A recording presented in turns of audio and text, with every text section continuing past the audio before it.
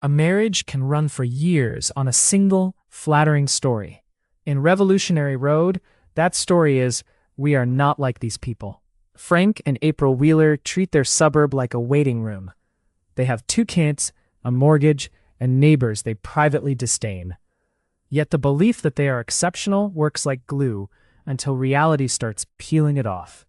Revolutionary Road, released in 2008 and directed by Sam Mendes, is not really about 2 people discovering they are incompatible. They already know. It is about what happens when a couple depends on a shared illusion to stay attached. When that illusion collapses, everything that looked like a disagreement becomes a power fight. The first big finding is how quickly a bold future plan can change a couple's mood without changing their habits. April proposes they move to Paris. She will take a job, and Frank will find himself. Almost immediately, their energy lifts. They have more sex. Their conversation opens. They perform renewed superiority in front of their neighbors. That shift is psychologically believable, and also a warning. A shared plan can temporarily reorganize distress. It creates novelty. It repairs identity. Frank gets to feel interesting again. April gets to feel decisive instead of trapped. But it is not the same thing as building repair skills. They do not learn how to negotiate risk, tolerate disappointment, or validate each other's fear. They confuse an exciting story with a tested agreement. Next comes a pattern the film captures with unusually high fidelity: the demand and withdraw cycle. April presses. She names problems. She asks for action and truth. Frank retreats. He reframes. He jokes. He pivots to charm or sarcasm or career news. Sometimes he simply leaves the room. What makes this cycle so corrosive is that it is self-reinforcing. The more he withdraws, the louder she demands. The more she demands, the more he withdraws. Neither person experiences the other as responsive. And over time, even neutral words start to sound like attacks. Under that cycle sits a deeper engine: failed self-verification. Both partners are begging to be seen in a specific way. April wants to be recognized as serious, exceptional, and capable of real action. Frank wants to be seen as desirable, competent, and not ordinary.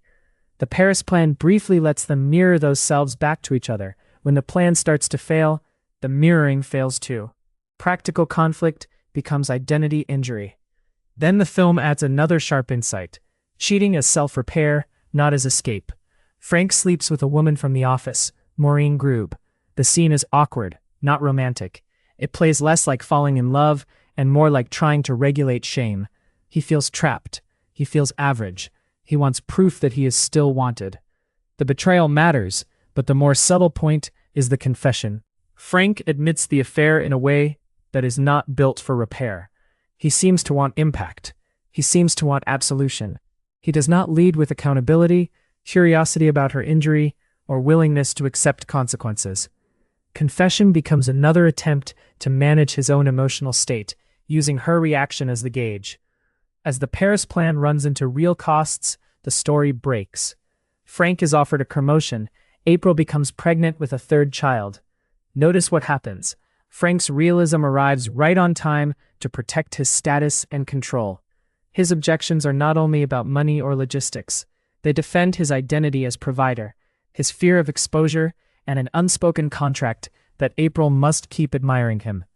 For April, the retreat is not just disappointing, it is existential. If Paris was the proof they were different, then staying is proof they are exactly what they despise. Pregnancy and money turn a romantic disagreement into a struggle over bodily autonomy and decision rights.